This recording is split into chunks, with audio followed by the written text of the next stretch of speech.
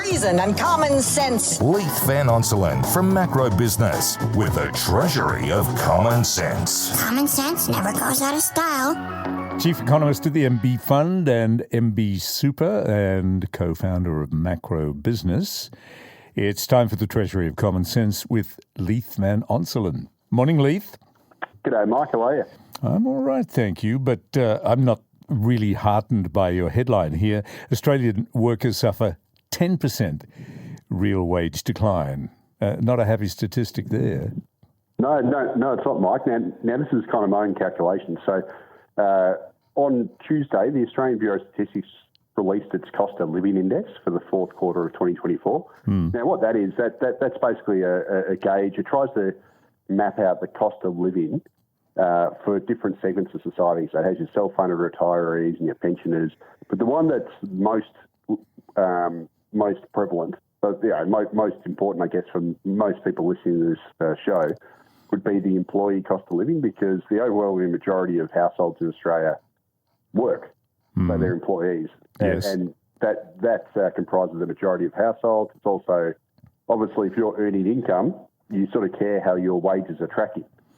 And the interesting thing here, Mike, is that for employee households, so that's everyone with a job who's in a household, it showed that their cost of living grew by 4% last calendar year, so in 2024. Now, that's important because that's above the headline CPI inflation of 2.4%. Yeah. And it's also above annual wage growth of 3.5%. So, listeners have probably heard good old Jim Chalmers talk about how real wages are growing again.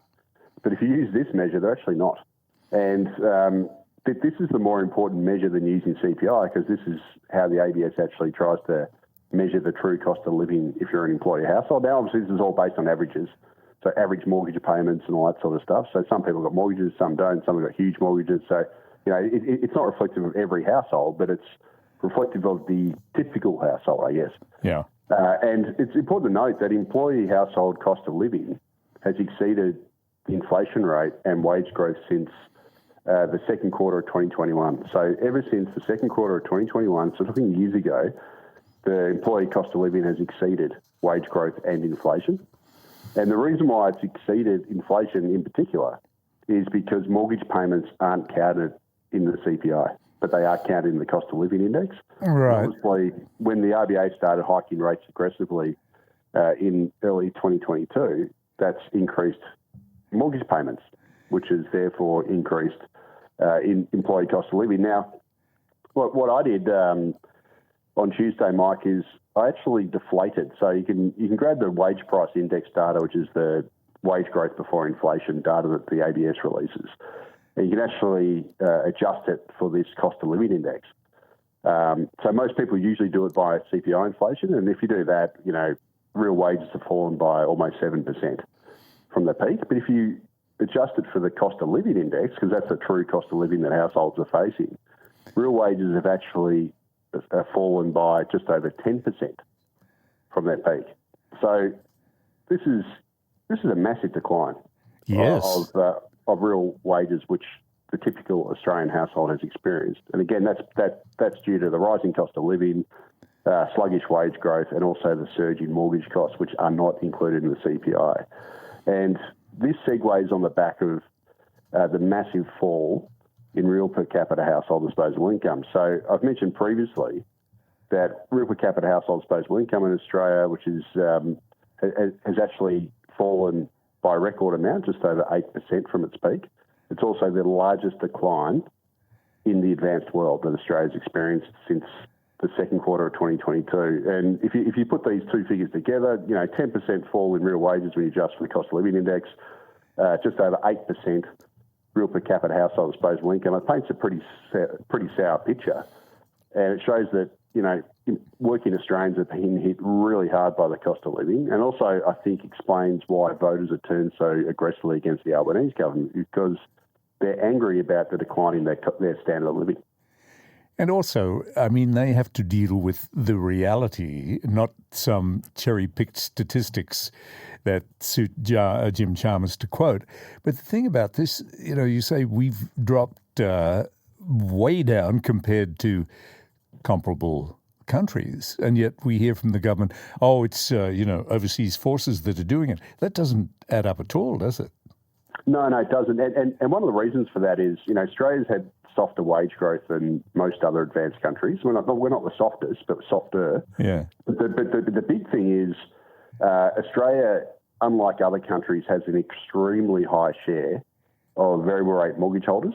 And what that's meant is that when the Reserve Bank of Australia hiked interest rates from 0.25% to 4.35%, that's the cash rate, which then obviously fed into mortgage rates. What it meant is that Australian mortgage holders got hit harder than just about every other country in the world, because almost all of the overwhelming majority of our mortgage holders are on variable rates. Whereas, if you compare that to the other extreme example, the United States, where just about all mortgage borrowers are on 30-year fixed rates. Yep. So when the Federal Reserve hikes interest rates, it doesn't actually impact existing mortgage holders much at all. And pretty much every other country in the world has a much higher share of fixed-rate mortgages. And the other reason why Australians have suffered such a massive decline in real per capita household disposable income is because we've also suffered higher tax rates through bracket creep. Yep. Because Australia's tax brackets are not indexed to inflation. So when you get higher inflation and higher nominal wage growth, but not real wage growth, everyone's average tax rates go up in Australia. And what we've seen since the last couple of years is of this high inflation is that we've seen our average tax rates go up by more than most other countries as well. And when you sum all those things together, sluggish wage growth, higher general inflation, as well as rising mortgage payments and higher taxes, it ends up resulting in the biggest decline in real per capita household disposable income in the advanced world. And that's one of the reasons why the government is on the nose. The fact that mortgage holders in this country can't safeguard against the ups and downs of the economy by getting a fixed rate mortgage, does nobody offer that? None of the banks here offer that? You can get fixed rate mortgages, but they're very short term. So it's very hard to get one above 3 years, and most people when they fix it's 1 or 2 years, so it doesn't give you much cover. And obviously, the Reserve Bank of Australia started hiking rates in May 2022, and soon we'll be at May 2025. So we'll be 3 years after that. So even the people who fix their mortgages, which is the overwhelming minority, even most of those people have now switched back over to these higher rates, and they're paying, they're basically getting punched in the nose by high interest rates. Whereas most other countries have longer term fixed rate mortgages. They still have some variable, but it's far more slanted towards these fixed rate mortgages, and as a result, they're less sensitive to rises in interest rates in Australia. I was listening to the Prime Minister today. Somebody asked him, do you think we have a housing crisis? And he said, for an individual, it's a crisis for them. But when it comes to the individual here, no matter how prudent they may attempt to be, the fact of the matter is they're eternally going to be thrown up and down depending on what the government and the rest of the country does. Yeah. Well, I mean, look, at the moment, 2/3 of Australian households have been hit pretty hard because... Yeah. Roughly 1/3 of Australians rent, and obviously rents have soared by 40 to 50%, depending on the measure, since the pandemic. So if you're a tenant in Australia, you've been hit really hard in your cost of living just through housing, just through rent. But on the other hand, if you're a mortgage holder, you've also been smashed through these massive surge in mortgage payments. So to repay a mortgage, a given amount on a mortgage has increased by about 50% since the RBA started hiking rates. So principal and interest payments have risen by about 50%. So obviously, if you've got a mortgage, you're being hit hard. If you're a renter, you're being hit hard. The only segment of society that's still doing pretty well are those who don't carry a mortgage and don't rent. So, they tend to be older, people who own their homes outright.